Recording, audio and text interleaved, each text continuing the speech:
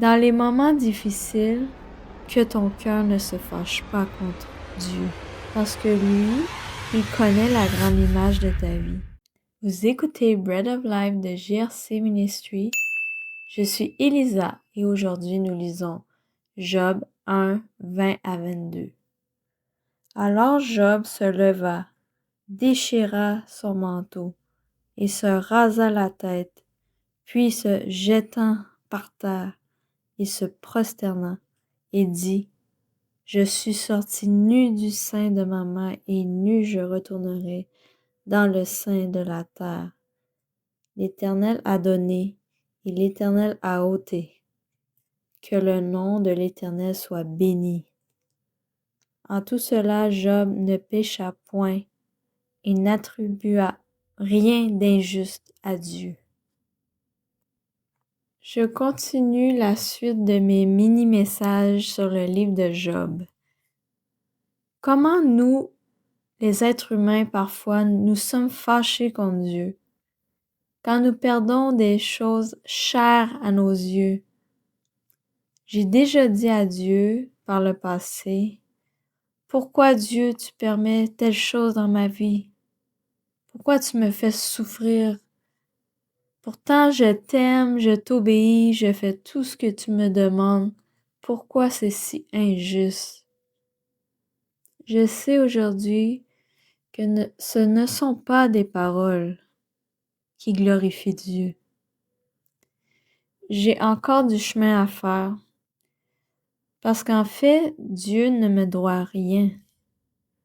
Il a déjà tout donné à la croix. Jésus a sacrifié sa vie pour moi. Job est un exemple dans ce passage. Il se prosterne, il loue le Seigneur, il ne pêche pas. Il n'attribue rien d'injuste à Dieu. Dans les moments difficiles, que ton cœur ne se fâche pas contre Dieu, parce que lui, il connaît la grande image de ta vie. Tu ne mérites rien. Tout est par sa grâce. Loue le Seigneur en tout temps, parce qu'il est celui qui rachète ce que tu as perdu.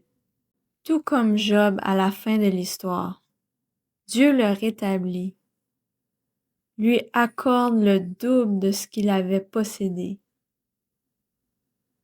Après, il fut consolé, il eut 10 enfants, et Job mourut âgé et rassasié de jours. Bien sûr, Job a eu ses moments de découragement aussi, où il a dit des choses qu'il n'aurait pas dû dire.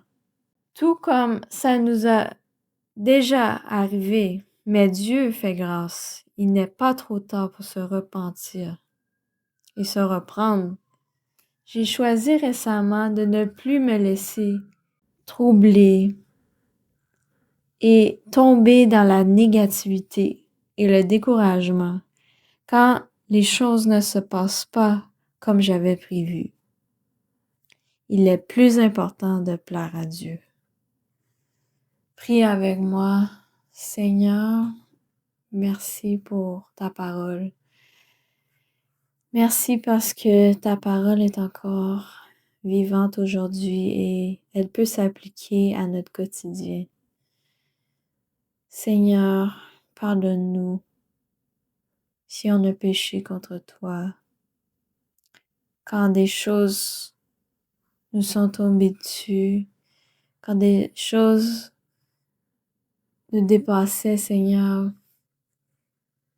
et pardonne-nous si on s'est mis en colère contre toi, si on a dit des choses qu'on n'aurait pas dû dire, Seigneur.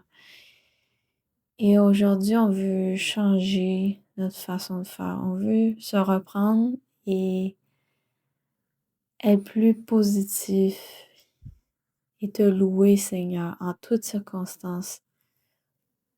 Parce que, Seigneur, tu nous as tout donné à la croix.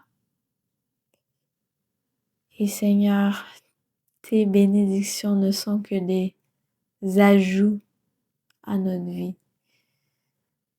Donc, Seigneur, on te fait confiance pour notre vie.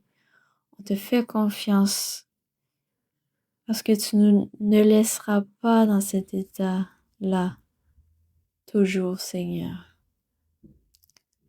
Et tu as des bons plans pour notre vie. Merci pour tout, Seigneur. Merci pour tout ce que tu as déjà fait dans nos vies. Et nous sommes reconnaissants, Seigneur, pour tout ce qu'on a. Au nom de Jésus, Amen.